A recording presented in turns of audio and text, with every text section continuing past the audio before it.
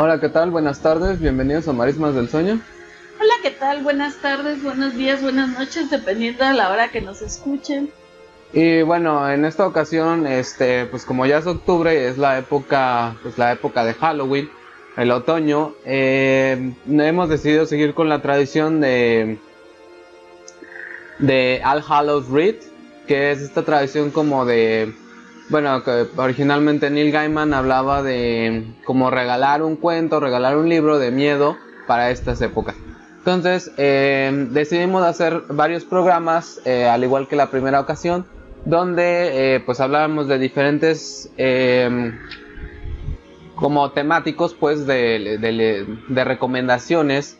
Y pues en esta ocasión pues hablaríamos de casas encantadas, casas embrujadas, o en inglés Haunted House. Así es, y no solamente se aplica a una casa, como veremos, se puede aplicar a casi cualquier lugar en donde alguien habite y que por alguna razón algo del espíritu de alguien, de alguna persona haya quedado así, ahí. Entonces, pues escogimos para ustedes entre toda la gran propuesta que hay, que sabemos que es un tópico. Ahí tenemos La Casa Infernal de Richard Matheson, La Maldición de Hill House, Maldición de Hill House de Shirley Jackson, las casas que aparecían en la novela de eso de Stephen King, en la novela también de la que ya hablamos de Mariana Enríquez, la de Ajá. ¿cómo se llama? Perdón. La Mansión de Mariana. No, La Mansión de Adela. Era La Casa de Adela, pero era la novela de Nuestra Parte de Noche. Ajá, que después se convirtió en una parte de Nuestra Parte de Noche, esa historia, entre muchísimas otras. No hay nada, yo creo que más común dentro del tema de los fantasmas que una casa encantada. Ajá. Que puede estar encantada por diferentes cosas, de diferentes maneras. Sí, que de hecho eso es como una parte interesante del hecho de estos cuentos, de las casas encantadas y las novelas, porque está como el factor de si el lugar ya estaba maldito per se, o ya estaba marcado, o se marca por sucesos que ocurren de índole humana después. Entonces se vuelve, ¿cuál sería la palabra? Como muy curioso, muy pertinente, porque inclusive de alguna manera, bueno, hay un libro que a mí me pareció muy interesante, creo que a Gaby también, que se llama Infestación, que es una historia cultural de las casas encantadas en la ficción, y pues habla de esto, que como a veces la casa es el reflejo de la personalidad de alguien y como de alguna manera se queda ahí guardada, o como de alguna manera a veces está antes, como por ejemplo en El Resplandor, que el lugar ya estaba maldito per se. Sí, el Resplandor incluso se nos da a entender en la lectura que el hotel atrae a estas almas que ya están muy mal, como en el caso de Jack Torrance, porque pues sabe el hotel que el hotel ya es un lugar maldito, que estas almas también están malditas de alguna manera. Entonces puede ser eso, como dice Omar, o puede ser que a partir de un suceso terrible la casa quede encantada, o puede ser que la misma historia de la familia impregne la casa. Así que tenemos muchas ideas, por eso escogimos dos historias que una es lo que estábamos diciendo. Puede ser que desde antes la casa ya haya estado encantada, o a lo mejor no es que haya estado encantada, pero está unida indisolublemente a un cierto tipo de personas, y en otra es un lugar relativamente nuevo o reestructurado, digamos, cuando se le hacen mejoras y demás, y ahí, a partir de ahí viene lo que es el fantasma o la casa encantada. Ajá. Y bueno, pues para esta ocasión escogimos el que en teoría es el primer cuento de Casas Encantadas, que es la caída de la casa de Usher. Pero como bien decía Gaby, existe previamente una novela que es Weyland o La Transformación, que es la primera novela gótica, que toca más o menos el tema de la casa encantada. Es un poco extraño porque, bueno, o sea, estaba entre que sucedía, no sucedía, pero sí refleja un poco de lo que después... Ajá, trata de llevar el gótico de Anne Radcliffe. Entonces, entre que sabemos que es algo sobrenatural o no, y como acá en Norteamérica no había castillos, pues lo que se hace es adecuarlo en una de estas cabañas en la que los colonos se fueron a vivir cerca de los bosques y que tanto miedo le daba a Lovecraft, porque decía, es que realmente ahí ellos dejaron escapar toda esta paranoia, todo este fervor religioso extraño que tenían. Ajá, que de hecho el de Weyland era eso. Ajá, que hayan hecho en estos lugares, así es.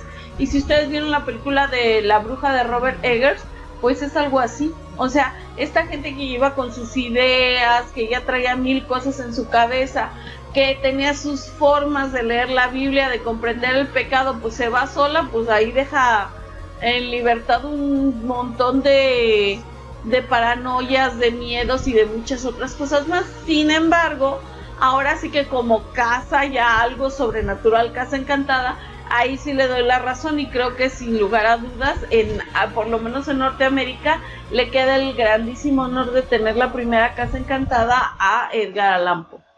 Ajá. ¿De qué trata la casa de Usher? En caso de que alguien no haya leído el cuento, o a lo mejor vio una adaptación y cree que por ahí va la historia, y pues muchas adaptaciones es lo que son formas de ver la obra, pero no necesariamente es la historia original de la obra. Como tal es su nombre, es una adaptación, si no se llamarían un calco, entonces no. ¿A qué pasa con la casa de Usher? Esta es una historia muy interesante donde un chico, más bien un hombre, tal vez ya en su mediana edad, es llamado por un antiguo amigo llamado Roderick Usher a su mansión, que es la llamada casa de Usher. ¿Qué ocurre aquí? Que este es un lugar en un paraje muy solitario, muy triste.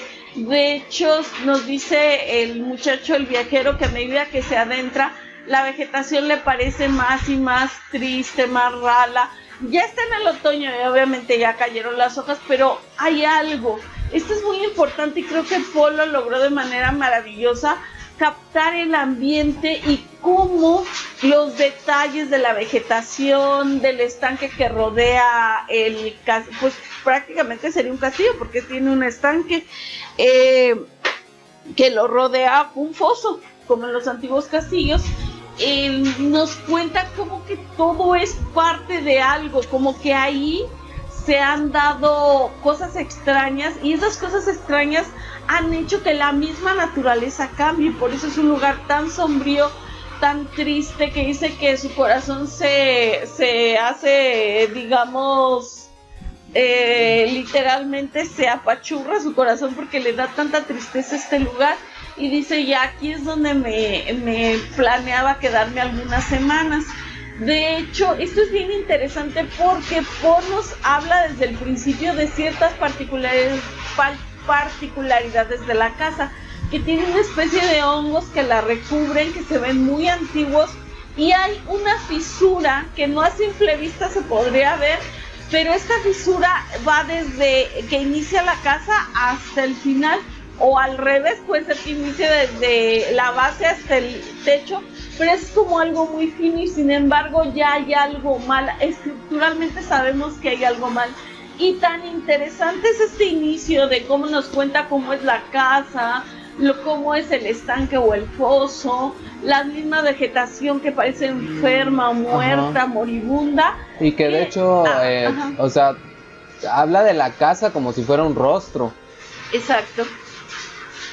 Exacto, y que después Ray Bradbury, en un homenaje que le hacen Crónicas Marcianas, toma así literalmente estos elementos y lo hace para hacer un juego muy interesante de qué es la fantasía, cómo alguien cuando no le importa esto, cómo lo ve como algo común y corriente, y cómo es que era tan importante esta descripción del lugar. Bien, este joven llega entonces a la casa Usher y hay solamente un anciano sacerdote, ayudante, como un sirviente, que es el que toma las riendas de su caballo, y ve que sale un doctor. Y bueno, él se da cuenta de que allí hay algo malo, pero también nos dice que Roderick desde su más tierna infancia fue un hombre muy raro y que siempre estaba aquejado de enfermedades, como que era una familia muy enferma. Y supongo yo, y por lo que te da a entender, es que era una familia endogámica. la cual pues al no haber tenido más ramas y estar literalmente desde la cabeza de familia, irse pues, ¿cuál será la palabra? Irse degradando. No, sí, pero o sea, al estarse procreando entre ellos, se fueron dando todas estas enfermedades tan crueles que hemos visto en muchos reyes y en muchos personas que tienen esta endogamia. Entonces se nota muy cruelmente que Roderick y su hermana gemela Madeleine están muy enfermos, tanto física como mentalmente. Entonces cuando llega este chico, pues ya llega a la sala donde está Roderick. Roderick yace ahí literalmente triste en esta como sala, y pues también nos dice cómo es, que es un lugar muy medieval, que tiene incluso armaduras por los pasillos, que ahí donde está Roderick es literalmente una antigua sala tal vez de los nobles, que estaba llena de tapices, porque esa era una manera de que no fueran tan frías las estancias. Aquí Roderick le explica que él está muy enfermo, pero que su hermana Madeleine está mucho más y que probablemente vaya a morir pronto.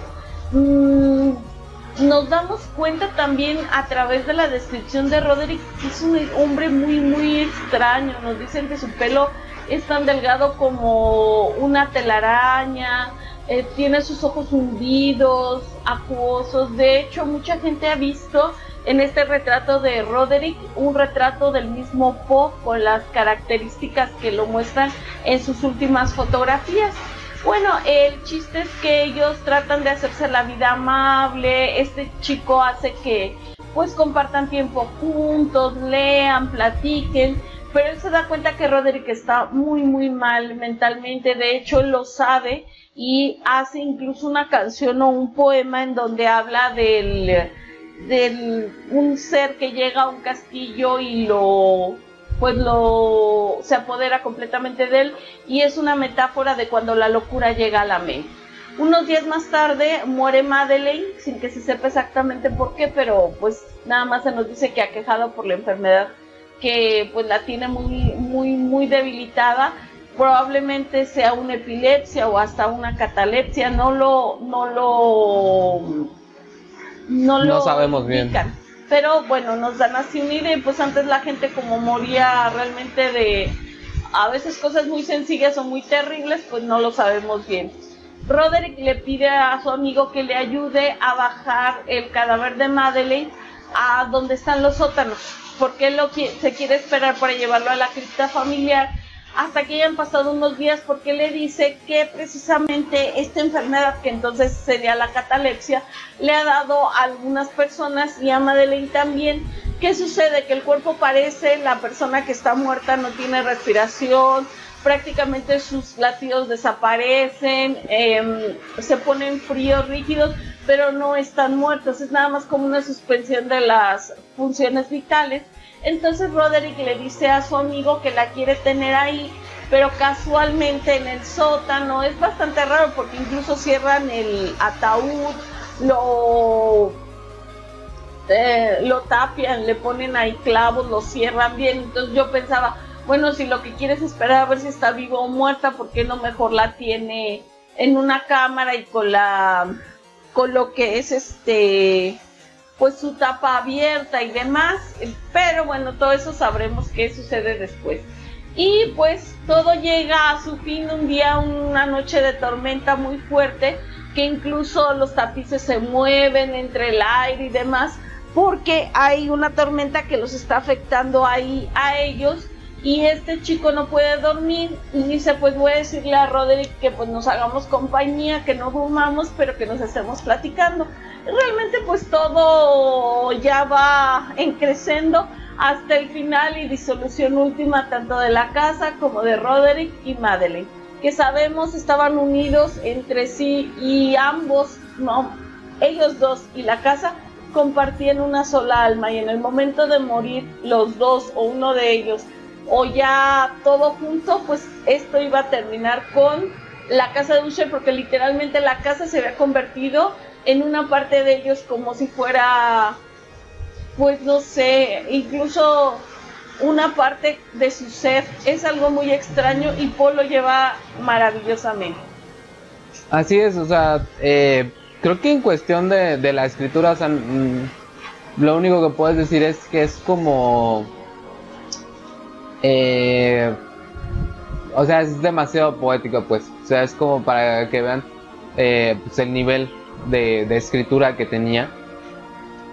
Y bueno, aquí como decía Gaby, o sea, también lo interesante es cómo queda todo mucho en la ambigüedad, porque realmente nunca sabemos si es algo precisamente sobrenatural, si pues es como algo que pues varias cosas se juntaron en un momento y pues termina acarreando el mal. Pero, o sea, la cuestión metafórica de la casa, pues, o sea, a final de cuentas también se refieren a una familia cuando hablas de la casa, de, por ejemplo, la casa de Usher, o sea, la familia per se, y la familia y la casa, o sea, son una misma y se desmoronan como tal. Pero luego también, por ejemplo, en algún momento hay esta parte de que hablan de que el lago brilla, ¿no? Y de que... No, al final nos dice Poe que en realidad la tormenta solo se está llevando a cabo dentro de el foso y la casa. O sea, después de eso no hay nada, no hay tormenta, no está pasando nada.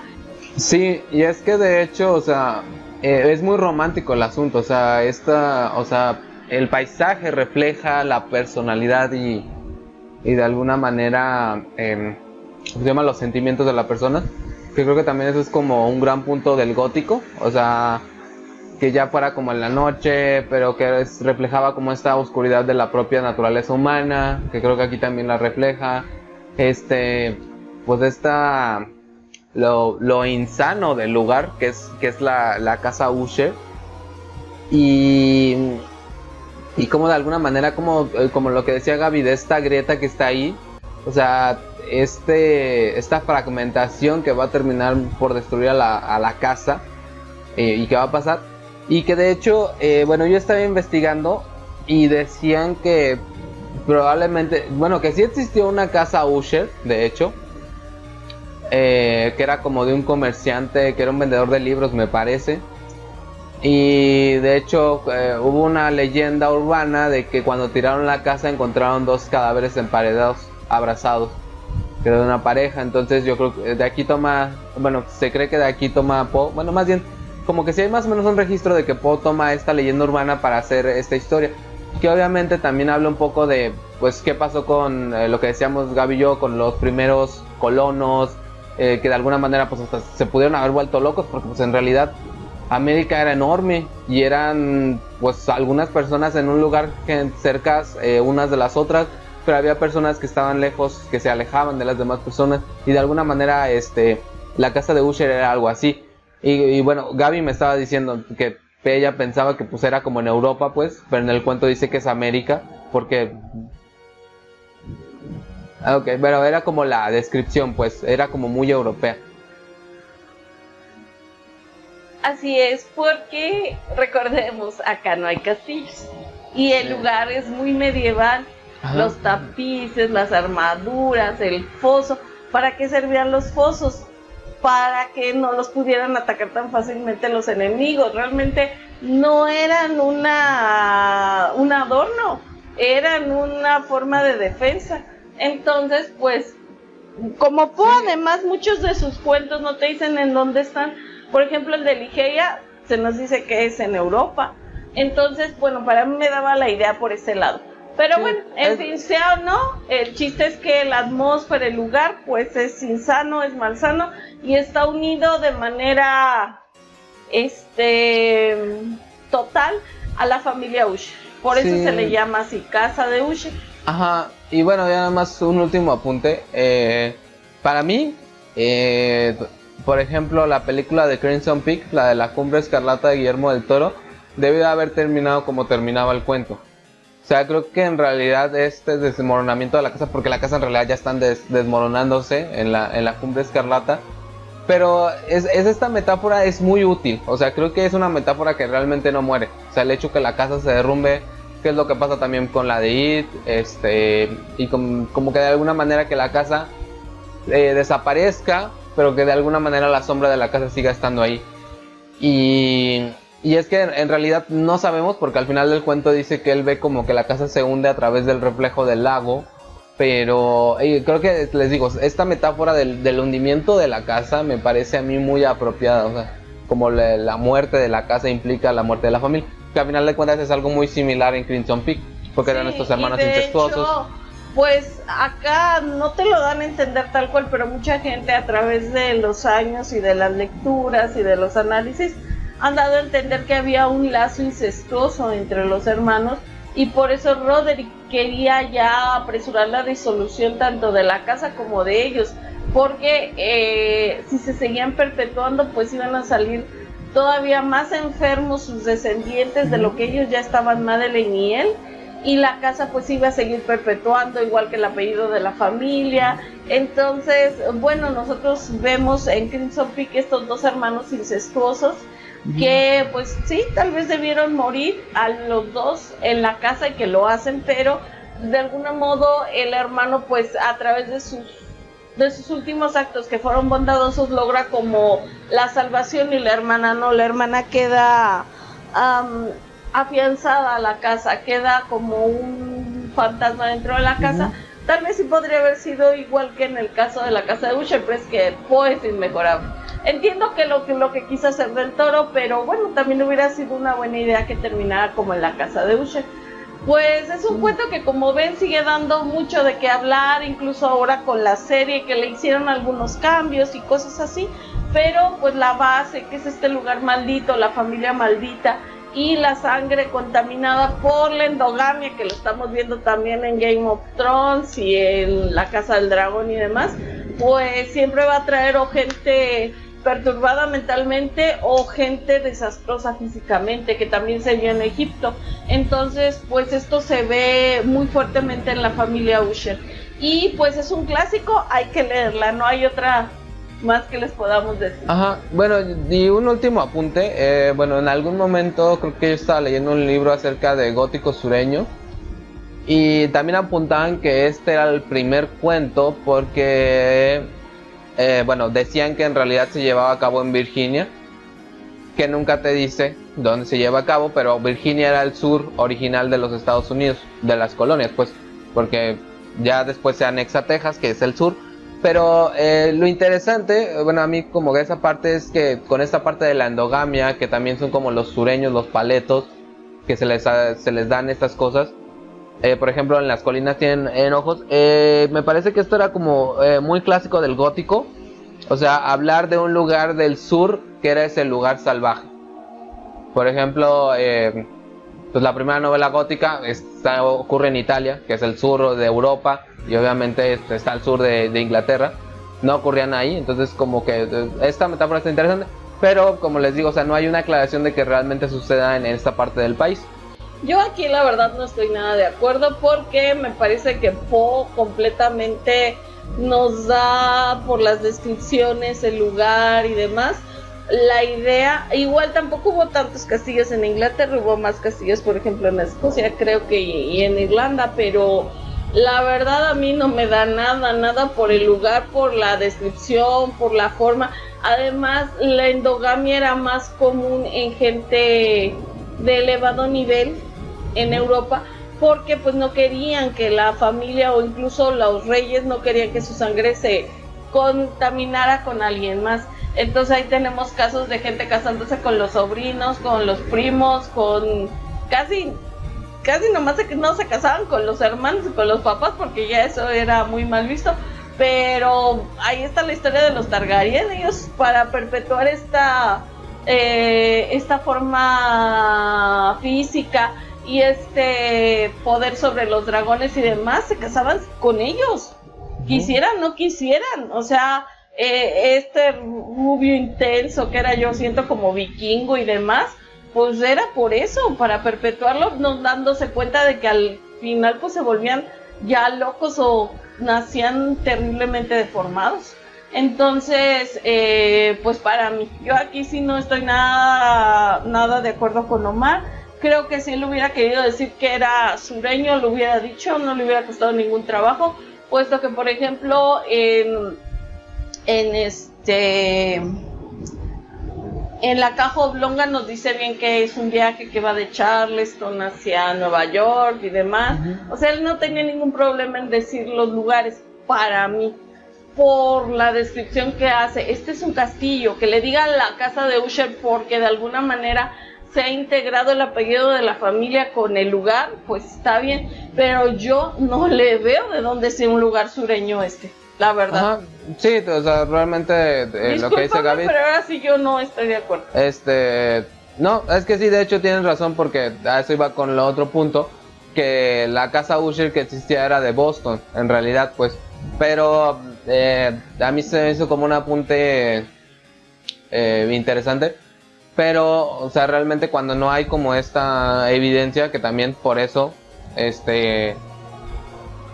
hay que cuestionar los libros, pues, o sea, no solo porque un académico lo diga, porque pues en realidad, inclusive yo revisé la versión en inglés para ver si había esas como señas que hablaran del lugar sureño, y pues en realidad no está, pero me parece que sí guarda un poco ese espíritu gótico que les decía, como en el sur. Te doy de acuerdo, pero en de que de alguna manera sea Estados Unidos y sea el sur, no, para mí ni con pinzas se sostiene, no me da completamente. Yo he estado leyendo algunas cosas de castillos medievales y todo, y bueno, tú sabes que Bob fue de chico estudiar a Inglaterra. Tal vez no salía mucho, y la escuela donde estaba obviamente pues inspiró el cuento de William Wilson, pero pues algo ha de haber sabido. A lo mejor algunos compañeros tenían un castillo o una casa señorial, no lo sé, pero para mí la verdad ni con nada se sostiene que sea una casa sureña y que esto sea el gótico sureño. Discúlpenme los académicos, pero para mí no. Ajá. Bueno, pero eso es lo importante, que también por eso les digo, o sea, tenemos que ver esto y pues criticar, pues, o sea, al final de cuentas. Ajá. Bueno. Sin embargo, pues es una novela maravillosa en estos momentos que está lloviendo, que se vienen las tormentas y demás, pues estarla leyendo en la noche y que de repente salga una tormenta, pues está bastante climático. De hecho, ese era algo muy importante que tenía podía hacer que los finales, según iban a estar, alguien ya los tenía bien en la mente lo que iban a hacer, y muchas veces les daba la vuelta con una maestría, como en El Pozo y el Péndulo, que nadie se le espera. Entonces ya hacerlo a su modo ya queda un poco hasta, pues, no tan trepidante como lo hace él. Y en la casa Usher es una hermosura al final, de verdad. Es tétrico, climático, maravilloso, y repito, Ray Bradbury lo supo ver así y lo tomó también hermoso final para su cuento o una de sus crónicas, que era Usher 2. Sí, de hecho también es un cuento muy muy bonito. Bueno, y pues ya haciendo el parteaguas para hablar un poco del otro, para quedarnos, que es de Bernard Capes, un cuento un poco peculiar, bastante peculiar diría yo, que es El torbellino en el suelo, si no me equivoco. El torbellino en el suelo de Bernard Capes. Bueno, esta historia estaba en un libro que se llamaba así, Casas Encantadas. Yo lo compré pues porque me llamó la atención, y la verdad muchos de los cuentos no los había leído, y siempre que hay cuentos que no he leído pues me llama la atención, pues para ampliar un poco mi cultura y pues mi registro. Y fue una grata sorpresa. De hecho, yo le comentaba a Omar que tan solo por ese cuento valía la pena el libro que había comprado. Esta es una historia muy interesante porque nos habla de una cárcel. Y pues ustedes lo saben, muchas historias de fantasmas no se dan solamente en una casa, se dan en los edificios. Esto viene del siglo XIX, lo que les hemos platicado, de que de alguna manera se moderniza y se democratiza el cuento de fantasmas. Entonces ya el fantasma se puede aparecer prácticamente en cualquier lugar, ya no en castillos antiguos, ni en mansiones señoriales, ni cosas así, sino va a ser ya para lugares comunes, paradas de autobuses, el metro, una cárcel.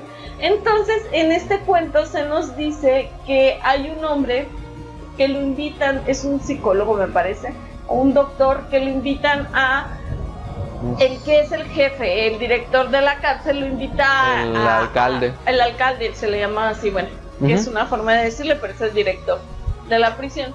Lo invita para que él lo ayude como a rehabilitar a estos presos, porque este hombre es como muy moderno, el alcalde, él cree, no nada más según esto en el castigo, sino en hacer algo por esta gente, rehabilitarla y demás, porque antes, o bueno, en muchos lugares, lo que prima es el castigo para los delincuentes, y en otros como en España lo que se busca es la rehabilitación, por eso no son ni cárceles tan duras ni tanto tiempo en la cárcel, entre otras cosas. Que irónicamente aquí también se supone que es eso, porque no se llaman cárceles como tal, se llaman cerezos. Ajá. Que son centros de reingresión social, que pues pero no tienen nada de eso. Pero la verdad es que nada que ver esto con lo que por ejemplo hay en España. En España aparece un juego de niños. En fin, aquí la cuestión es que este hombre va y le llama la atención que un preso, que es como un medium, que es un charlatán, porque ustedes saben que mucha gente se aprovechó, tanto a finales del siglo XIX como después de la Primera Guerra Mundial, del dolor que las personas tenían de haber perdido a tanta gente y querían comunicarse con sus muertos. Entonces estos medios salían, hacían un juego y demás, y les decía a la gente: estoy bien, no te preocupes. Los fantasmas les decían según a través de ellos, pero pues había gente que los odiaba, entre ellos Houdini, que siempre estaban buscando desacreditarlos, y este medium es un hombre que está pues acusado pues por fraude, charlatanería y demás, y de algún modo para castigarlo el alcalde lo pone junto a una celda que está vacía, pero este hombre sufre mucho, llora y demás, y lo tienen que sacar de la cárcel porque incluso va alterado, le subió la presión o algo le pasó, está muy mal. Y a partir de ahí el doctor se empieza a obsesionar con la otra celda, la que está vacía, quiere verla por alguna razón, no se lo permiten, el que es el encargado le dice que no, que solamente él y el alcalde tienen llaves y que nunca la van a abrir.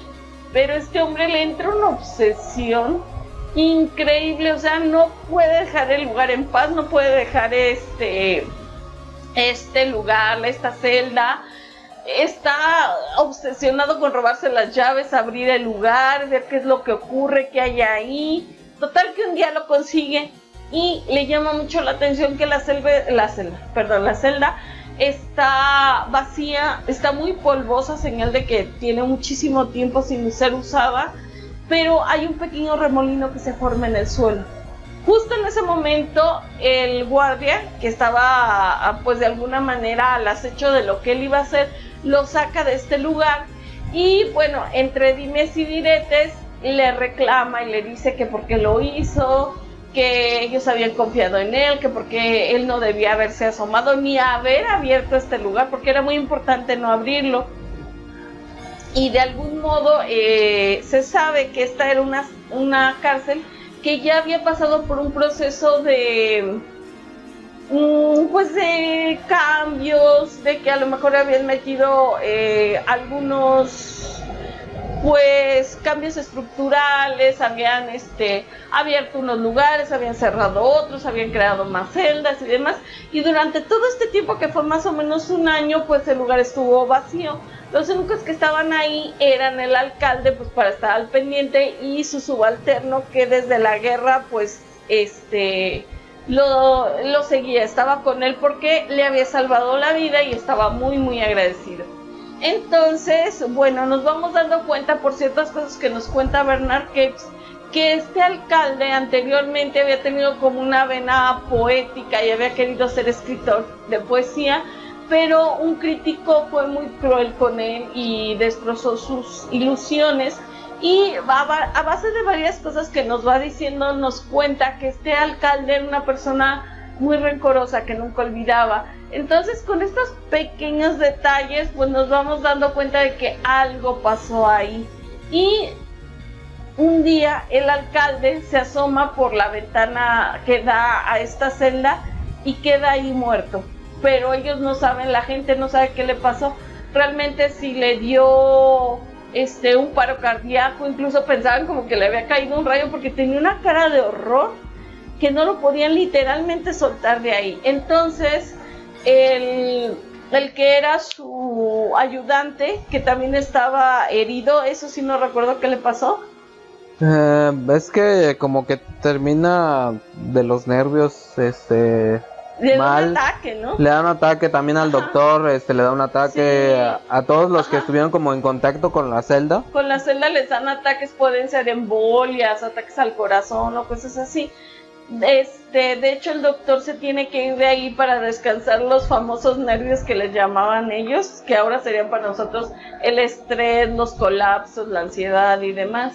Se tiene que ir y le llega una carta de el antiguo guardia que había sido subalterno del alcalde, y él le cuenta lo que pasó y pues fue una cosa terrible. Sucede que un día cuando estaban haciendo las renovaciones de la cárcel, llega a este lugar el llamado crítico, el llamado a sí mismo crítico, que destrozó las ilusiones literarias del doctor, y pues prácticamente era un hombre como de estos fastidiosos, yo lo siento así, de estos cansinos que están ahí dando lata, y como que agarran a alguien para que sea así como su víctima de alguna manera, y le dice que viene a inspeccionar a ver si es cierto, cómo le está quedando, a ver si es verdad, que él hace tantas cosas buenas, e incluso este hombre le dice: es que usted lo que hizo con lo que yo publiqué pues me destrozó, y le dice: no, pues hice bien, porque usted mire a dónde llegó y lo que está haciendo aquí. Si yo no hubiera acabado con sus aspiraciones y su librito, pues dónde estaría y demás. O sea, era una persona fastidiosa, y se nos dice que era un hombre solo por el que nadie preguntaría ni le importaría si andaba aquí o allá. De hecho es como un freelancer, trabaja él a su modo y con quien quiere. Entonces lo que le hacen, pues la verdad, aunque era un hombre muy fastidioso, muy cansino, ay no, una de estas personas horrorosas, la verdad es que su castigo fue terrible. Lo encierran en esta celda, que es una de las celdas nuevas, y no solo lo encierran, que eso hubiera sido horrible, sino que cada cierto tiempo, cada día o cada 2 días, se aparece el alcalde y su subalterno, y el alcalde con un látigo lo hace que baile como los derviches de Turquía, de allá o de África también creo que hay, que dan vueltas y vueltas y vueltas. No sé si ustedes los han visto, que tienen incluso como un gorro y tienen como un faldón, y eso es lo que se ve, que cuando están girando se ve muy, muy, muy interesante. Es como una danza ritual. Pues él hace lo mismo con este pobre hombre. Le lleva lo suficiente para comer, para que no se muera, pero diario o casi diario lo tortura haciéndolo bailar. De hecho decía que al final ya estaba tan loco este pobre hombre, el periodista o crítico, que cuando se aparecían y veía el látigo, él ya se ponía solo a bailar. Entonces un día lo encuentran muerto, pero antes de morir deja escrito un mensaje críptico para ellos, y a partir de ahí cierran la celda y no permiten que nadie la use. Pero ellos se daban cuenta que gente que tenía como muy fuerte apego a las cosas espirituales, o que de alguna manera era como médium o jugaba a esto, o que tenía algo muy, muy en común con todo lo espiritualista, sufría mucho cuando estaba en esta celda. Entonces nos damos cuenta que esta fascinación, que esta obsesión que tiene el doctor joven por abrir este lugar, por sacar y todo, más bien me parece que esto se lo implanta el fantasma del crítico que estuvo en este lugar, porque quiere vengarse pues de esas 2 personas que lo hicieron sufrir durante tanto tiempo. Y pues acá les dimos, o sea, era como un cambio de la cuestión de las casas encantadas no solo a la prisión, sino como al, ¿cómo sería la palabra?, encantamiento del lugar por los sucesos que ocurren en el pasado. Y bueno, también, o sea, bueno, es que a final de cuentas esto es muy gótico, o sea, esto de que se comete un crimen en el pasado y de alguna manera hay una venganza sobrenatural, ya hemos hablado de eso, Gaby y yo. Y pues principalmente eso es lo que ocurre en la esta, o sea, lo interesante es cómo te van estructurando el de cómo esa casa que probablemente en algún momento sea una casa de perdición, o sea, yo creo que así eran las cárceles antes, que ahorita también no es como aquí en México, al menos. No, incluso está la leyenda del Palacio Negro de Lecumberri en la Ciudad de México, Ajá. que ahorita es el Archivo de la Nación y que se cuentan muchas historias porque se vivieron cosas terribles en ese lugar. Sí, entonces de alguna manera es ese encantamiento que después termina llegando al lugar y ya es lo que ocurre aquí en el cuento, o sea, y ocurre porque está esperando algo, o sea, en realidad estaba ahí esperando algo que es lo que les decimos, o sea, es una venganza sobrenatural, tal cual. Y de hecho, pues cuando le cuenta al final el que sobrevive un poco más de tiempo, le dice que pues le tiene que contar la verdad al doctor, porque pues al final de cuentas él fue partícipe en lo que pasó y tiene que saber por qué está pasando todo eso. Sí, porque si no, el doctor nunca hubiera sabido exactamente qué, porque lo único que ve él es este remolino en el suelo, en el piso, es como este aire que se forma, que es muy raro porque de hecho no había ventilación ni nada, y a él le parece muy extraño que se forme, pero obviamente pues es como esa reminiscencia de lo que le hicieron pasar al crítico, de esa tortura, de todo ese dolor y toda esa locura que lo llevaron a sufrir en ese lugar. Sí, o sea, realmente, pues, o sea, fue como, porque luego aparte, o sea, también lo que decía del alcalde o el alcaide, esta parte de que como tal, él era como un hombre tan visionario, todo lo que estaba haciendo por la gente, y, o sea, en realidad como todo ese pasado oscuro que hay, que es como muy común, les decimos, muy común del gótico. Sí, que de repente regresa a atacarte. Ajá, y pues a final de cuentas creo que eso también es como esa parte interesante, pues como de la cuestión de las casas encantadas y los fantasmas, que la cuestión, el tiempo ya no es importante, porque ya están más allá de eso, entonces en algún momento van a volver y van a hacer lo que necesitan hacer para cerrar el círculo.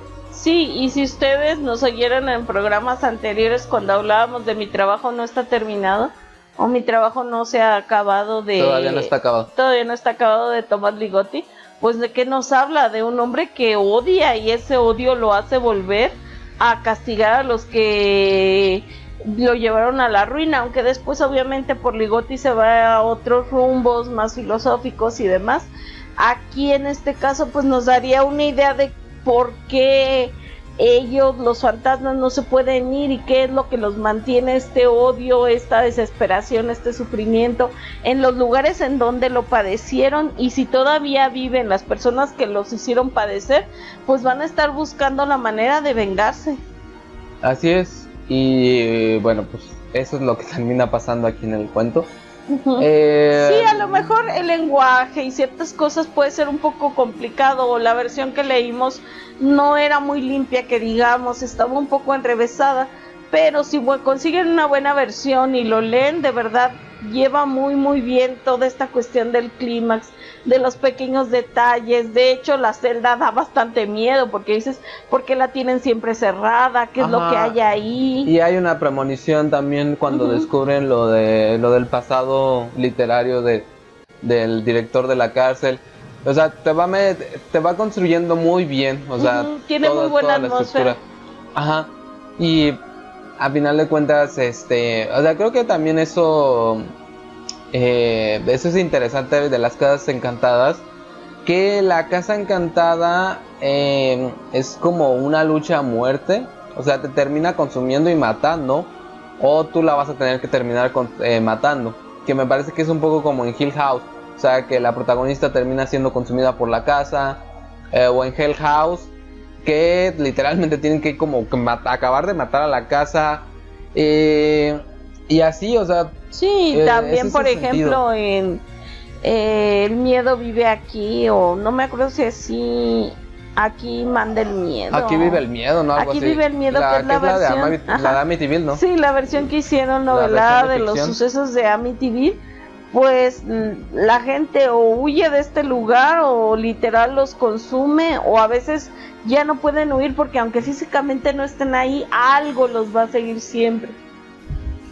Sí, pues es que les digo, o sea, al final de cuentas la casa va a seguir ahí, o sea, creo que las casas viven más que la gente, entonces y o sea, no se va a ir a ningún lugar, pues, o sea, la casa puede esperar el tiempo que sea necesario, que hasta cierto punto creo que eso daría para unas metáforas muy interesantes.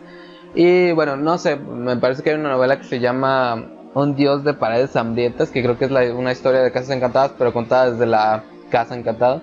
Ajá, entonces, y también tenemos ahí los otros. Aprovechando que es Halloween, hay que darle una revisión. Es una historia de fantasmas clásica, y también se nos dice al final, esta es nuestra casa, nunca nos vamos a ir, porque hay personas que están demasiado apegadas a un lugar y su esencia o lo que hayan sido se queda ahí para siempre. Sí, entonces, no sé, o sea, la casa sigue. Eso creo que es lo interesante. A excepción de la casa de Usher. A excepción de la casa de Usher, pues, pero algo iba a seguir ahí, a final de cuentas. Sí, pero a mí creo que eso me gustó mucho de Poe, que realmente hace que todo termine, incluido el lugar, porque todo está amalgamado a través de la historia de la familia, las pasiones, quien lo construyó, hasta nos da a entender que la casa es un ser, cuando nos dice que las ventanas parecen sus ojos y demás. O sea, literalmente sabemos que la casa es algo más que una casa. Sí, de hecho, ahorita me acordé con no me acuerdo si es como el segundo o tercero de la casita del horror de los Simpsons, que supongo que está inspirado en Amityville, que la casa como que se fastidia de ellos y desaparece y se va como a otra dimensión. Sí. Entonces como que eso yo creo que, porque al final de cuentas creo que en todos lados hay una casa que todo el mundo dice que está encantada, o que está como el de Sí, y hay personas que no soportan estar ahí. Ajá, y como que de alguna manera también por eso se ha vuelto como el icono de Halloween de alguna manera, porque también se hacen como estas casas para espantar, estas casas que estaban ahí y que la gente va ahí. Entonces, pues obviamente por eso decidimos empezar con esta cuestión de las casas encantadas. Esos son dos ejemplos que nosotros tenemos. Hay muchísimos más ejemplos. O sea, de verdad. Díganos ustedes cuáles les gustan a ustedes más, qué ejemplos les gustan. También hace poco salió una antología de Valdemar, que obviamente también tiene la caída de la casa Usher. Me parece que el torbellino en el suelo no, pero o sea, hay mucho, y pues creo que es como un gran punto de partida. Así es. Los esperamos que nos digan sus ideas y deseamos que lean muchas cosas de Casas Encantadas para pasar sustos muy buenos en este Halloween. Así es, y nos vemos en el siguiente. Hasta luego.